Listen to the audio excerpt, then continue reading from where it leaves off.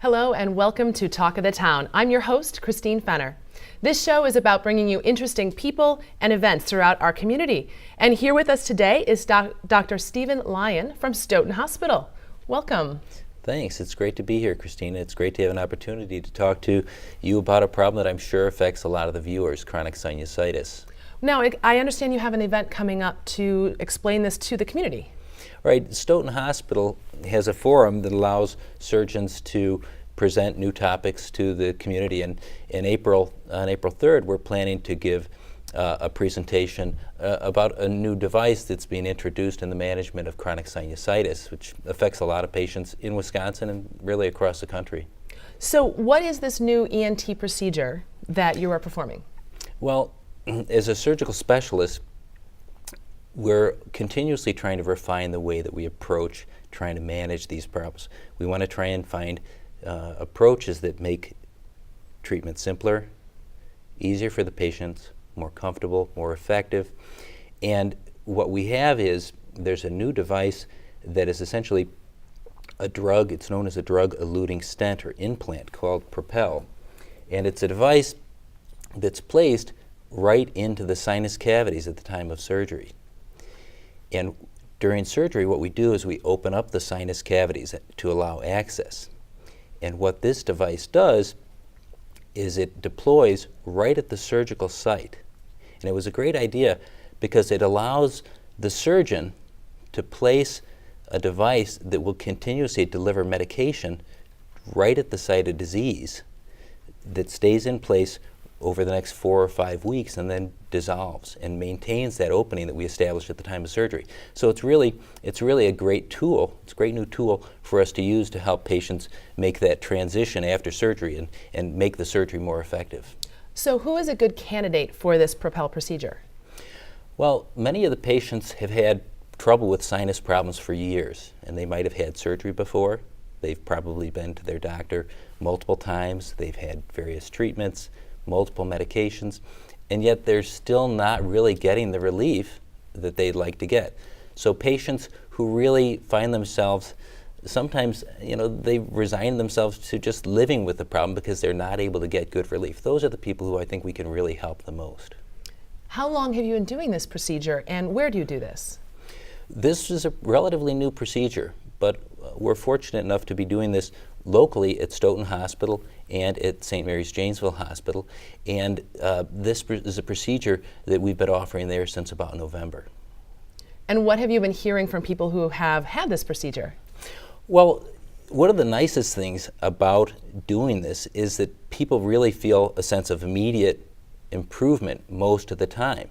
So when they've suffered with not being able to breathe through their nose, having difficulty sleeping because they can't find a comfortable sleeping position, having headaches, having to go in to their doctor repeatedly for medications and treatments, what we're hearing is that they can finally breathe through their nose. They can avoid having to think about their sinuses all the time, and that they can just start living, a normal, more symptom-free life. And it's really refreshing to see people get those types of results.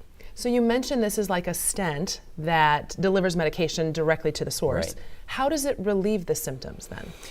Well, what we've learned is over the past several years, chronic sinusitis and polyps, when people hear those words, they should think of mucous membrane damage because that's what's occurring. It's like that the body has a switch that's been turned on that should be turned off. And the switch causes the body's immune response to actually damage the lining of the mucous membrane. So they can't function normally. These people can't smell frequently. They can't breathe very well. And the stent is placed right into the sinus and can deliver medication to help turn that switch off, turn that inflammation off. And it sets the stage to be able to heal the mucous membrane. Because once the damage is healed and that mucous membrane becomes more healthy, then it functions normally. And the patients start to feel normal, and then their symptoms end up being better controlled. They don't have to go in for medications all the time and things like that. Sinus issues seem to be a common problem. When should someone see an ENT? Well, when patients have problems that they feel are not being adequately addressed, with the medications that they've been on, if they feel that they may not have the proper diagnosis, or if they don't really know what's going on. I think one of the nice things about ENT is people generally know that there's a problem, okay? And they generally know that they have a problem in the nose and sinuses. One of the tough things is they don't frequently know just what that is. So if they're either having trouble getting good relief or feeling like they're not treating things properly, then it really helps to come in, get that evaluation established. Well, thank you so much for joining us today and explaining this procedure. We look forward to the event coming up on the 3rd. Well, thanks for the opportunity. Appreciate it. And we'll be right back with Talk of the Town. Welcome back to Talk of the Town. I'm here talking with Bill Patton from 6 a.m. Marketing. Welcome. Thank you. So, with access through anything in the web, why would companies need to use a marketing company, a marketing firm? Well, actually, because of that, it's much more important today to do that, because you can go out on the internet today and find anything about anyone, any company. It becomes this world of competition out there. So, especially from a local, regional level, it's more important today than it ever has been to get out there, claim your ground, let people know what you stand for, what your company may be about, what you can offer somebody, stake that claim of differentiation. So how does a company cut through all the clutter? Ooh, boy. Basically, it's don't be afraid to get out there and try something new. Be creative. And I know that's kind of a term that's thrown about, but about 15 years ago, insurance companies were pretty boring out there, all across the TV, the networks, till a company named Geico came along and kind of, changed everything. All of a sudden, we're seeing cavemen and, and pigs and all this other stuff, So they went out there and said, we're not afraid to do this. Don't be afraid, just get out there.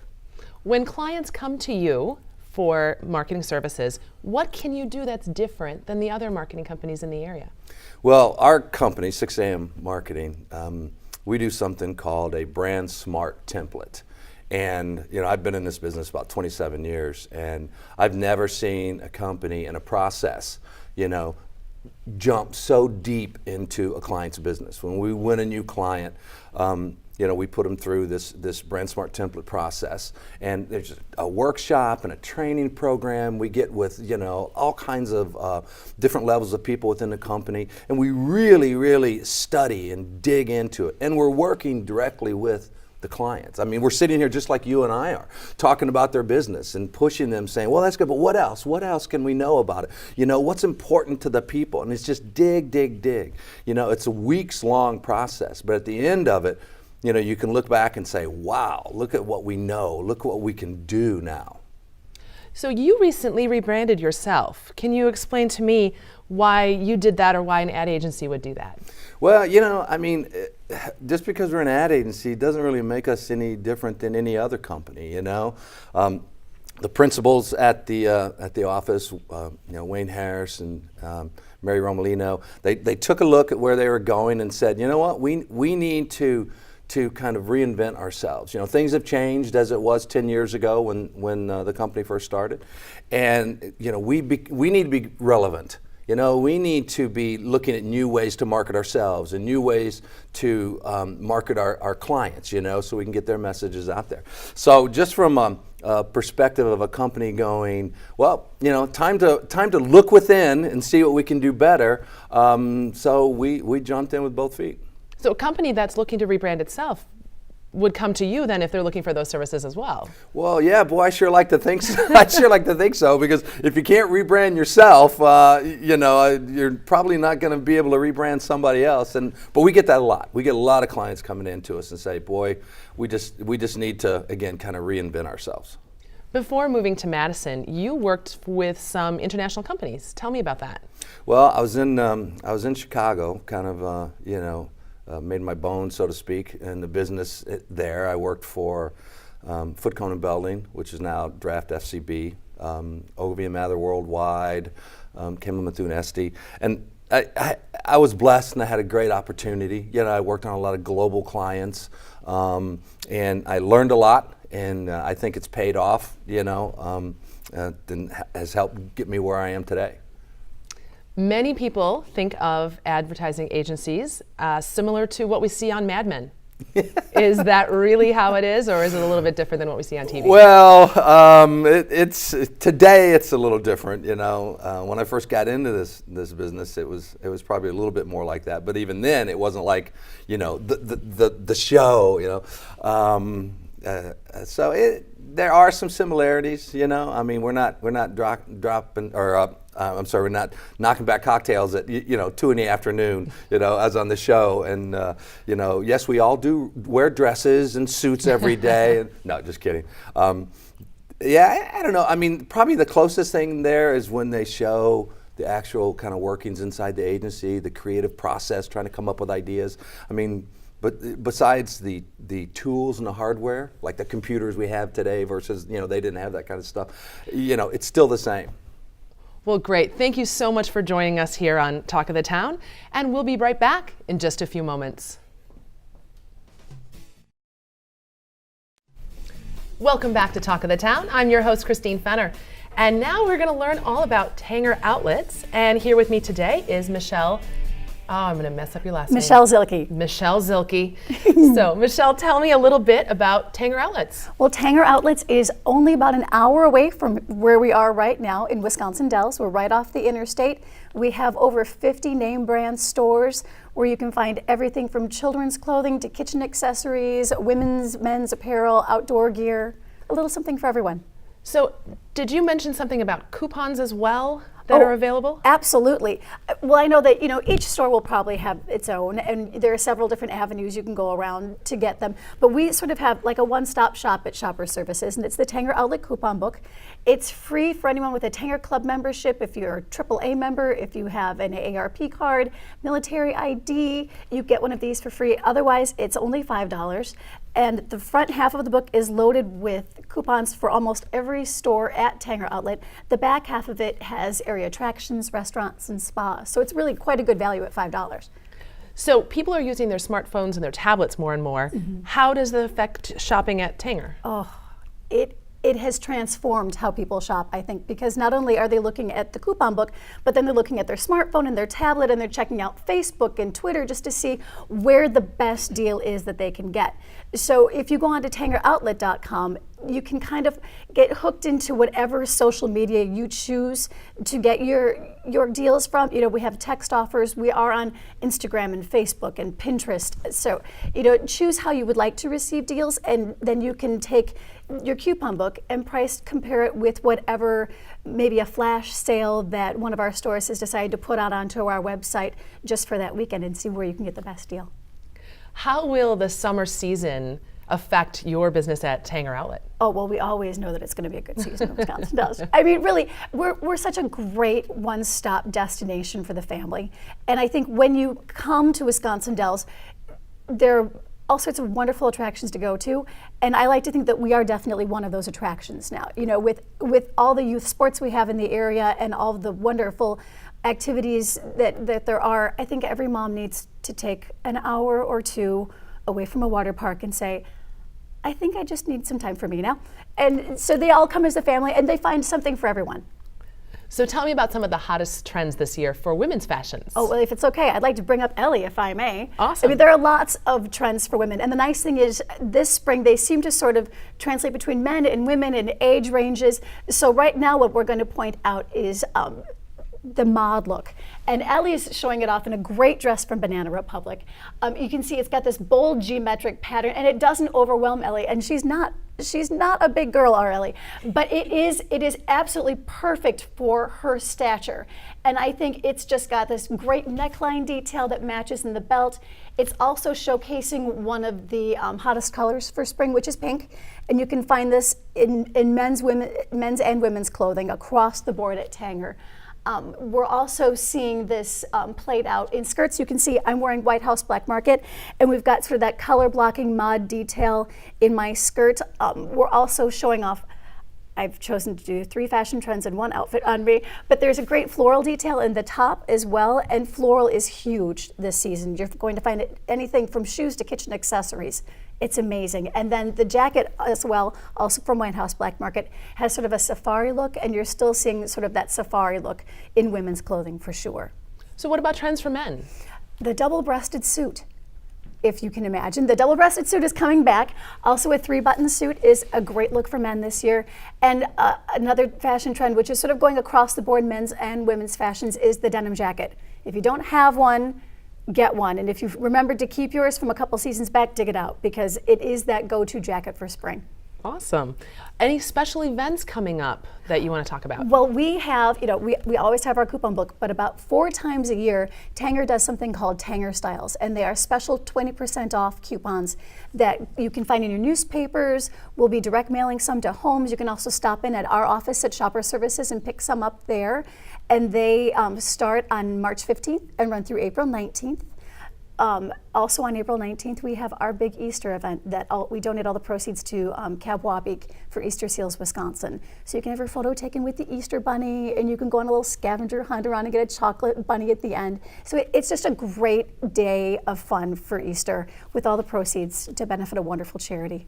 Well, thank you so much for telling us all about Tanger Outlet and coming down here with your model. Oh, thank you to so show us much these great for new having fashions. us. Yeah, and if you have any other questions or if you're looking for any other style tips, we have a style maker now on our website whose name is Brianna, and she blogs daily about new looks for the spring season. Well, thank you so much. Thank you. Well, we'll be back in just a few moments with Talk of the Town. Welcome back to Talk of the Town, and here with me now is Michelle Vetterkind from the Wisconsin Broadcasters Association. Welcome. Thank you. Happy to be here. So tell me about what the Broadcasters Association does or what it is. Well, the Wisconsin Broadcasters Association is the trade association. We represent the radio and television stations in the state of Wisconsin.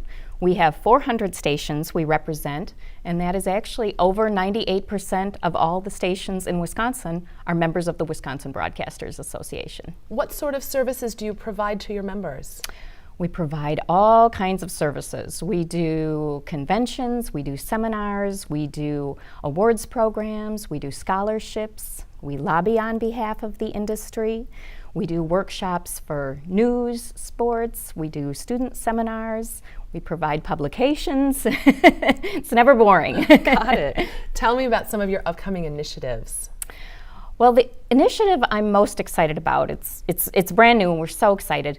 We are partnering with Wisconsin Honor Flights, and there are actually 6 Wisconsin Honor Flight hubs, and while they all have the same goal, a wonderful goal, this is the first time that they are working together, and we are partnering with them, and the goal is to provide a campaign to send veterans to Washington, D.C., and to encourage, especially World War II. As you can imagine, World War II veterans, time is running out, and the purpose of the campaign is to get as many of the World War II veterans as possible to Washington, D.C. to see their memorial. That reminds me, some of our viewers may not know what Honor Flight is. Can you explain that in a little bit more detail? Certainly. It's a wonderful initiative. It is complimentary to the veteran, of course, and for any additional information, just go to wisconsinhonorflight.org. That will explain the program, and it will break it down into your appropriate hub of the 6 Wisconsin Honor Flight hubs.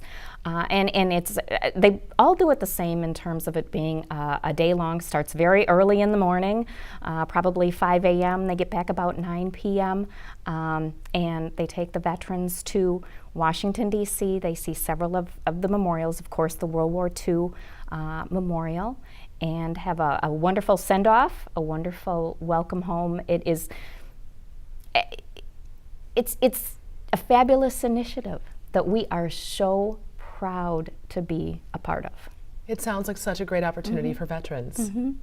So switching gears a little bit now and going back to the association, tell me how you stay relevant in these changing times. Well, one thing we've just developed, because our goal, of course, and while we are blessed to have 98% membership, not only do we want to remain relevant moving into the future as an association, but really to become even more relevant. We have developed Young Professionals, a Young Broadcast Professionals organization, and when we implemented that, we said, you know, this is a gloves-off approach. We want to run ideas by you, what we're doing, what works, what doesn't. Don't be afraid to be honest with us, because that's the only way that we can grow, of course. And bouncing ideas off them as we move into the future. And it's been interesting, some of the findings in terms of what we're doing and how we're providing training and offering our different initiatives. And that's really been a great tool in terms of moving into the future and trying to become more relevant to young broadcasters as well, because we want to keep that 98% membership and maybe even take it up a little bit. We're proud of that. So what do you like most about your job? What do I like most about my job? Working with 400 broadcast stations. Actually, those 400 stations employ over 5,000 broadcasters in the state of Wisconsin. And it's from the smallest mom and pop radio station to the largest TV station and everything in between. I say on a typical day for me, 85% of what I do has nothing to do with what I originally set out to do that morning. So, working with our members, solving problems, and working to promote broadcasting as we move into the future. How is the internet affecting TV stations, radio stations? Actually, it's complementing it, definitely. Broadcasting is doing fabulous. Radio, we have 243 million listeners a week. As far as television goes, 96 of the top 100 shows are all broadcast television.